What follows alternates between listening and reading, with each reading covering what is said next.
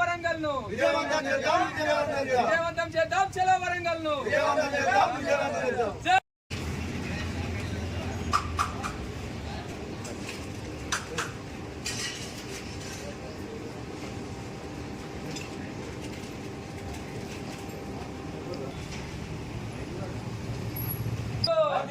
కేసీఆర్ గారి నాయకత్వం విజయవంతం చేద్దాం చలో వరంగల్ సభను విజయవంతం చేద్దాం చలో వరంగల్ సభను విజయవంతం చేద్దాం చలో వరంగల్ సభను విజయవంతం చేద్దాం వరంగల్ సభను నాయకత్వం జై తెలంగాణ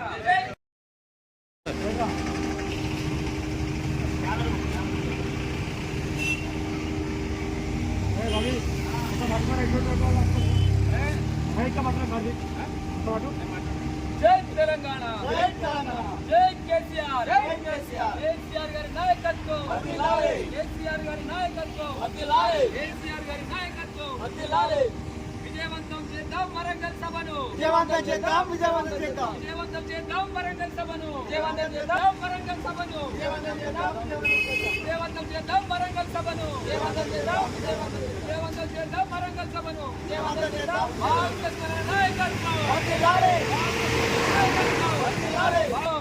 కేసీఆర్ గారి నాయకత్వం కేసీఆర్ గారి నాయకత్వం విజయవంతం చేద్దాం చలో వరంగల్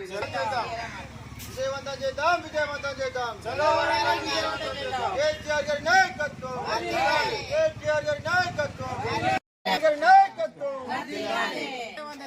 జై తెలంగాణ కేసీఆర్ గారి నాయకత్వం విజయవంతం చేద్దాం నాయకత్వం కేసీఆర్ గారి నాయకత్వం జై తెలంగాణ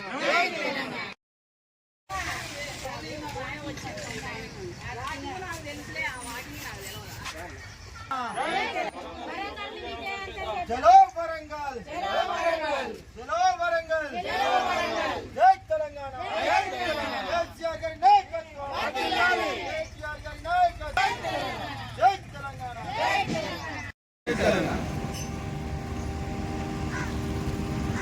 చెన్నూరు నియోజకవర్గ మాజీ శాసనసభ్యులు మాజీ పార్లమెంట్ సభ్యులు మంచిర్యాల జిల్లా టీఆర్ఎస్ పార్టీ అధ్యక్షులు గౌరవనీయులు బాల్క సుమనన్న గారి ఆదేశాల మేరకు అదేవిధంగా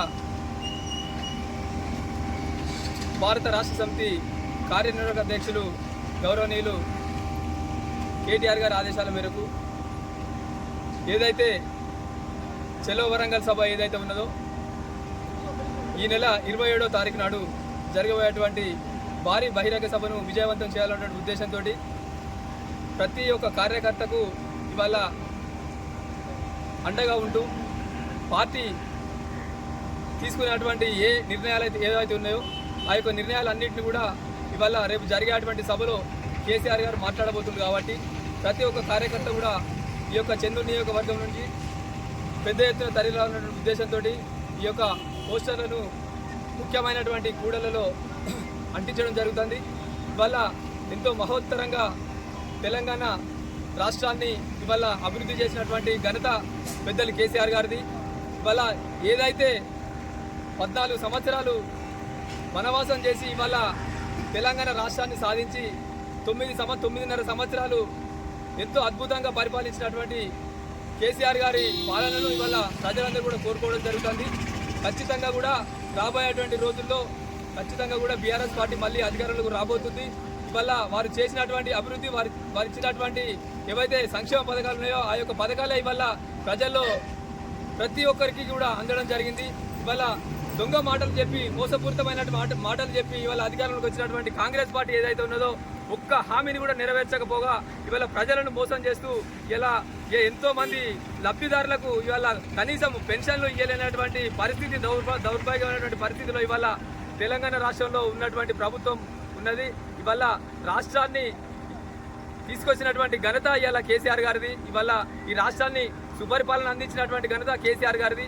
అట్లాంటి కేసీఆర్ గారి వల్ల పెద్ద ఎత్తున కూడా ఏదైతే ఆవిర్భావ సభ ఏర్పాటు చేయడం జరిగిందో ఆ యొక్క సభకు ప్రతి ఒక్కరు కూడా అందరూ రావాలని చెప్పి కూడా కార్యకర్తలు అందరూ కూడా రావాలనేటువంటి ఉద్దేశంతో చెన్నూరు నియోజకవర్గం నుంచి పెద్ద ఎత్తున కూడా దాదాపు 3000 మంది కార్యకర్తలతో కూడా 27వ తారీఖు నాడు సభకు తరలి వెళ్ళడం జరుగుతుంది.